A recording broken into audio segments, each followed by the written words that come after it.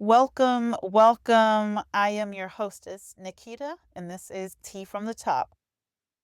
Today, we're going to be talking about one of my favorite Netflix shows, Love is Blind, Season 9. They are in Denver, Colorado, and right off the bat, I can tell there's going to be some real fuckery this season by the way they did this intro. I feel like it just made a mockery of the love the show is supposed to portray in the sense that it took away the seriousness by putting this music behind tears and drama. You might as well have just had a Jet 2 holiday playing in the background.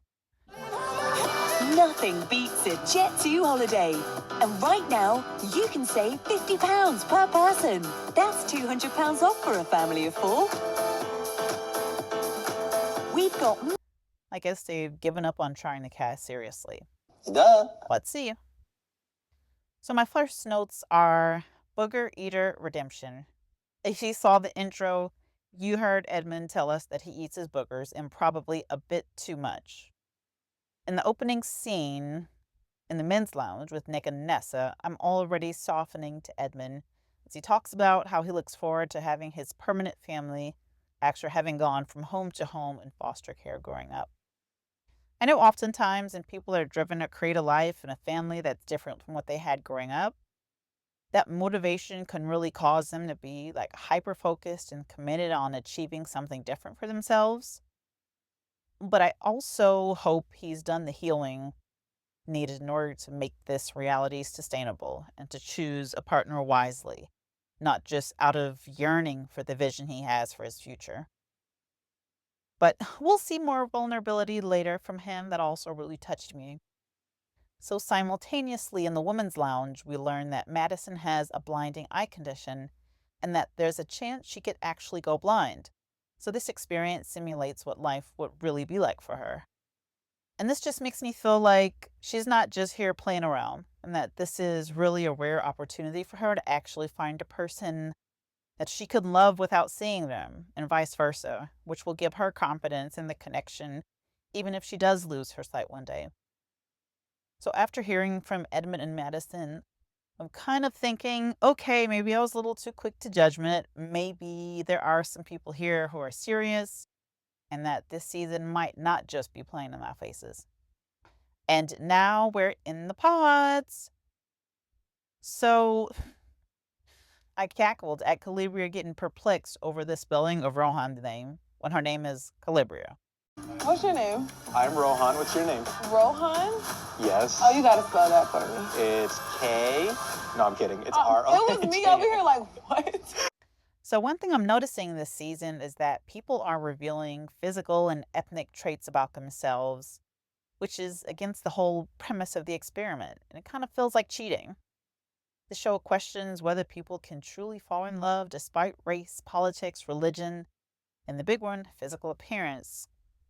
Even though, I will say, I think realistically these factors would play a big part in the logistics of building a life with someone, and for me specifically, it would impact the love that I have for them. Because for me, living as a Black woman in America, the first generation in my family born with all of my rights, I don't have the luxury or the desire to blindly cast aside certain topics without real regard for them. Is love purely blind? I disagree. Love is a function of your values and your priorities. End of discussion. Period. Point blank. Period. Period. And that's on period. Period. Per. But this isn't about me.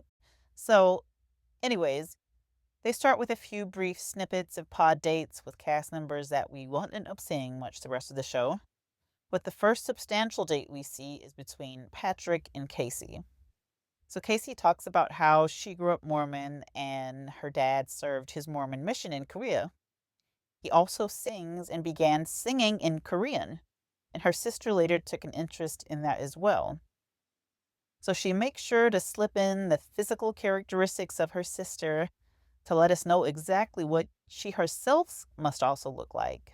And now my sister is kind of this cute little blonde white girl that is into that. Okay. Patrick talks about how his main insecurity has been being an Asian man in a predominantly Caucasian area.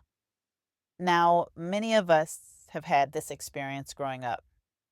I was the only black girl in kindergarten for a while, and I remember my best friend, who was a little white girl, I'm not going to say her name, but we would spend our lunch breaks on the playground trying to figure out how to make me white. I kid you not. And one day she flipped my hand over with my palm facing up and she said, "Look, there it is, you're white." And we jumped up and down, cheering, jumping for joy. And that night I told my mom, like, "Look, Mom, I'm white." And she flipped my hair right back over, like, "Baby, you're black." And the very next day she switched my class so that I could be with the one other black girl in the school. Anyway, I understand that, this is a reality for a lot of minorities. But I can also understand the extra layer of difficulty being an Asian American, or not even Asian American, but just an Asian man. Because I feel like statistically, Asian men have been a less desirable demographic, and they're also played with, negative stereotypes of shorter height, more passive demeanors, and small peens. But Asian men deserve love too, and they're not all the same.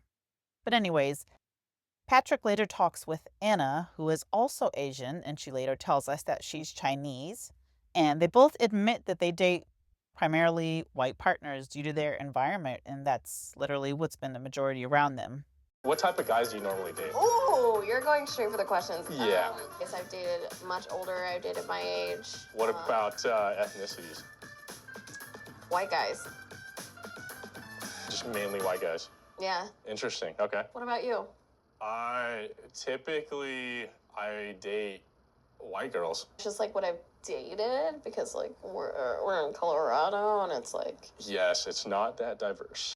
So they both mention being from another country, but they don't disclose which ones right away.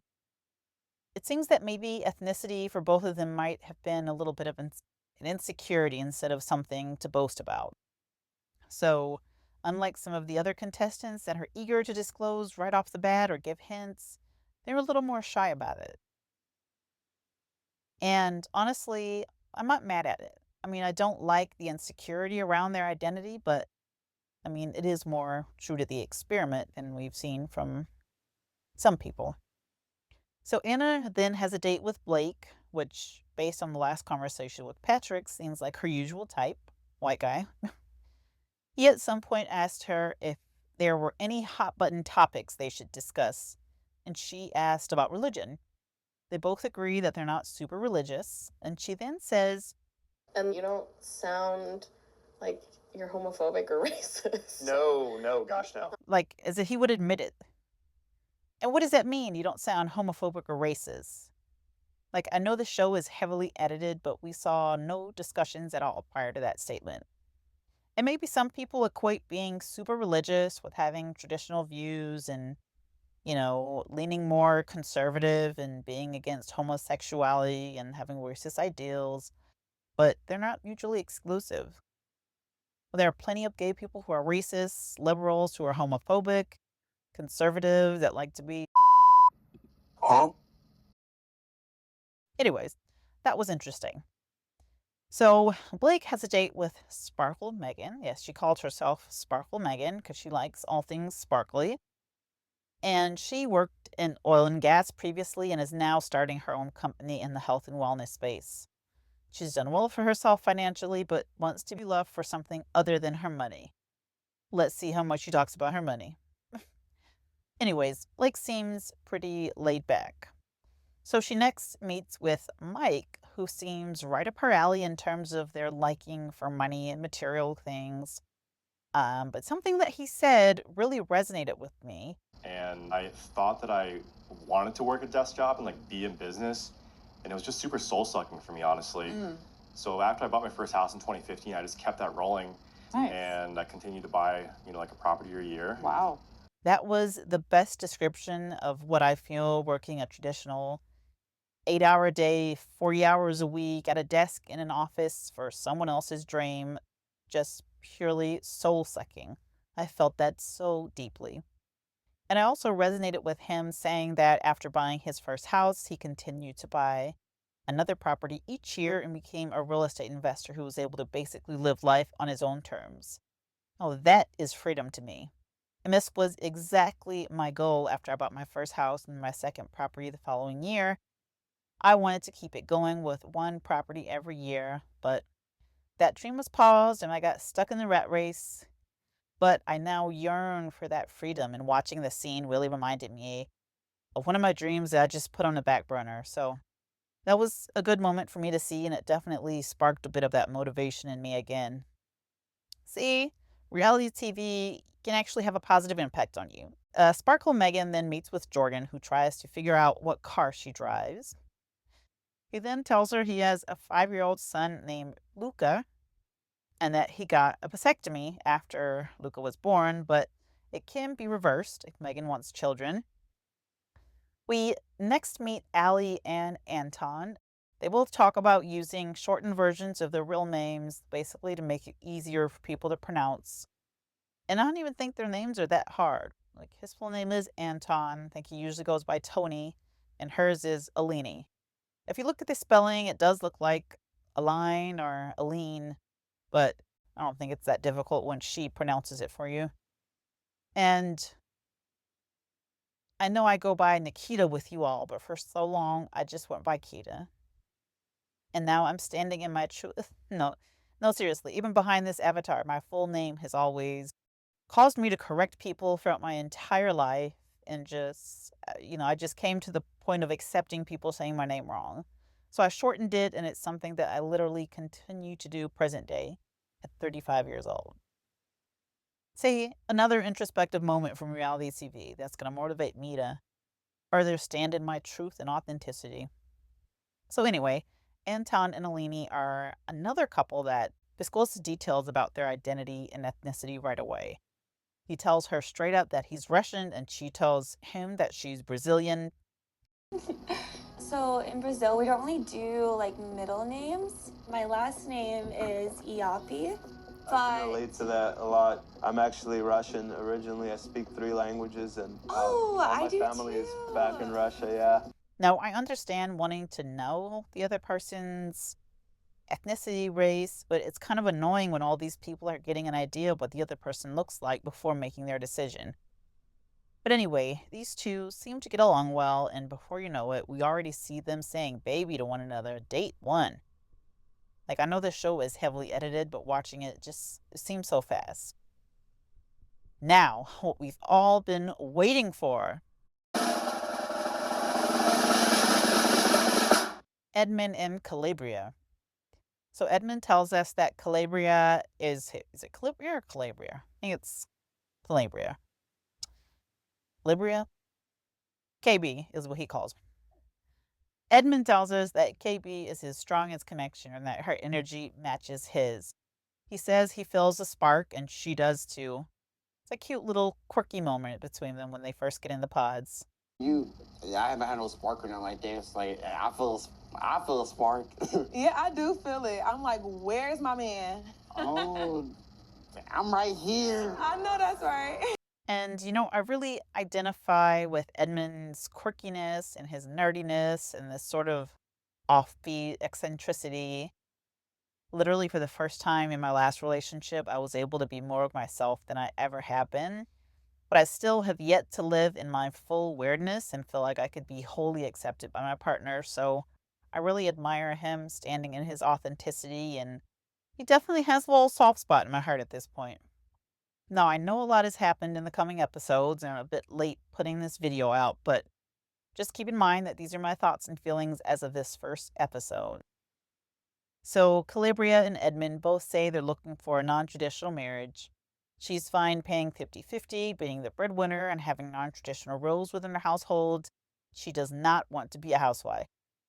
We learn that she does travel social work, and that immediately leads me to assume that she's very empathetic and understanding, and she definitely shows us this in her handling of Edmond, which I really found to be sweet in this episode.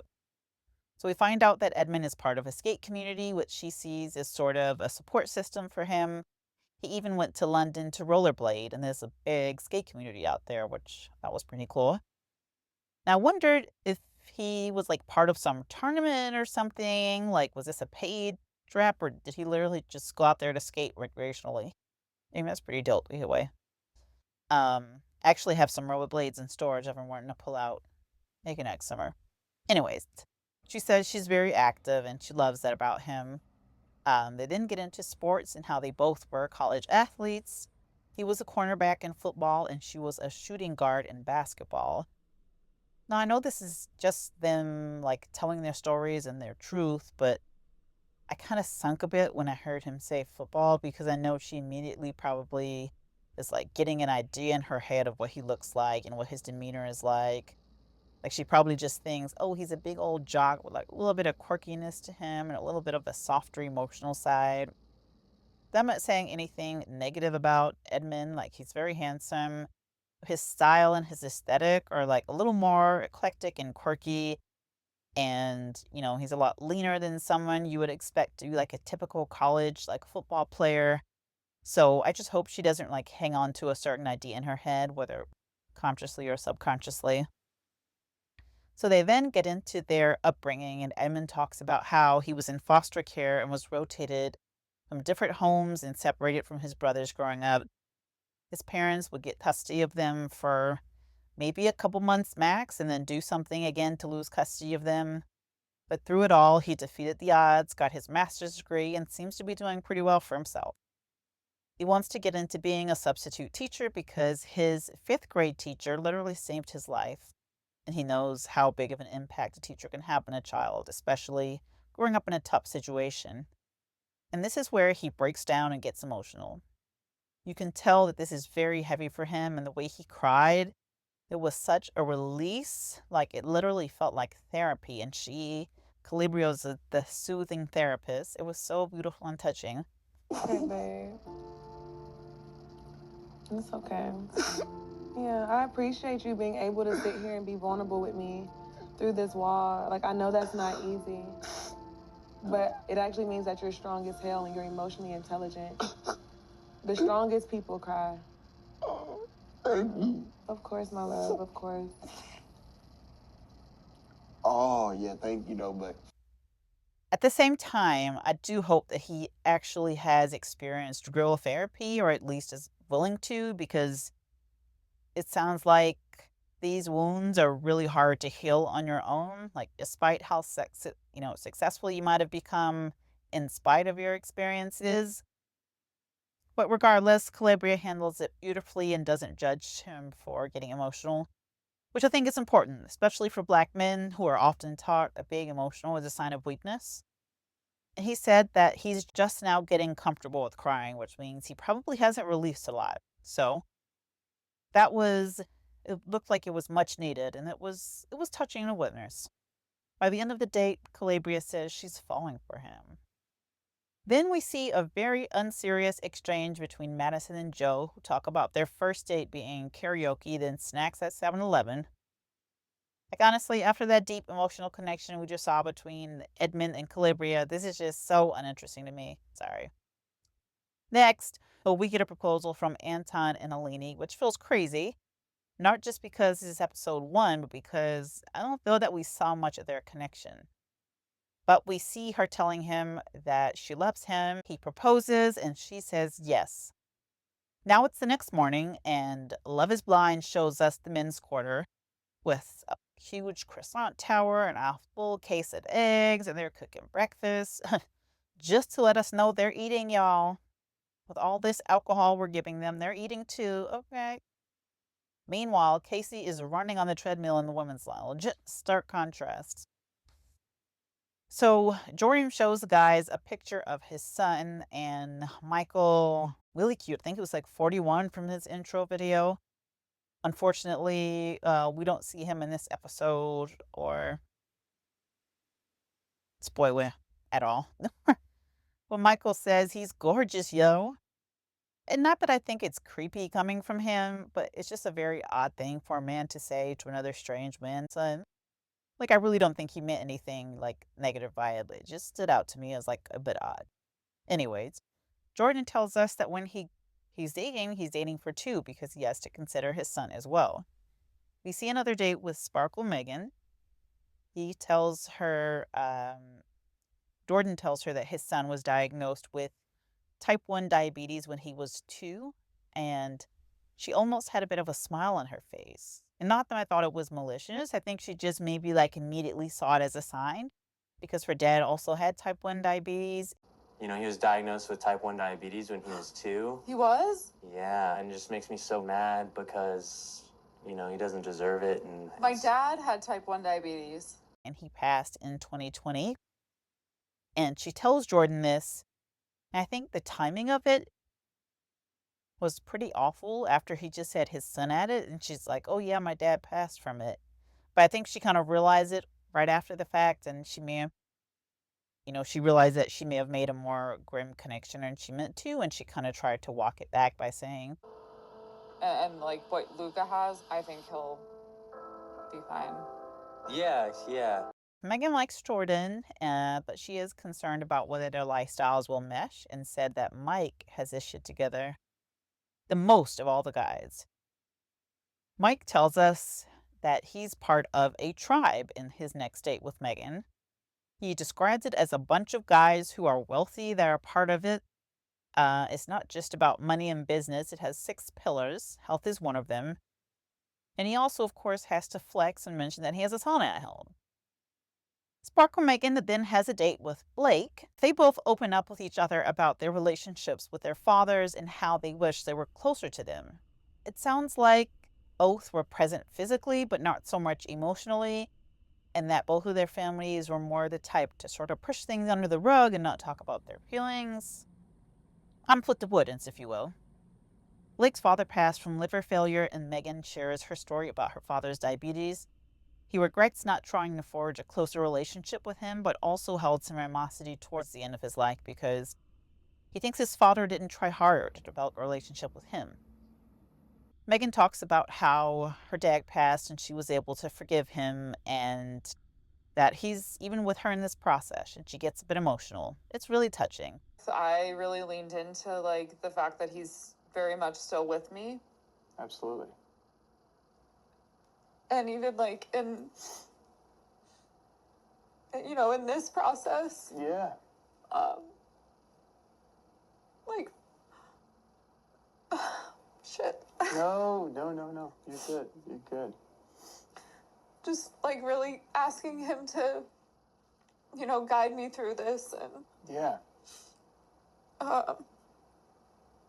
Yeah. And I have to say, as much as we love the drama in this show, it's really nice to see real moments of connectivity between people. Connectivity that could lead to real, genuine connections, possibly.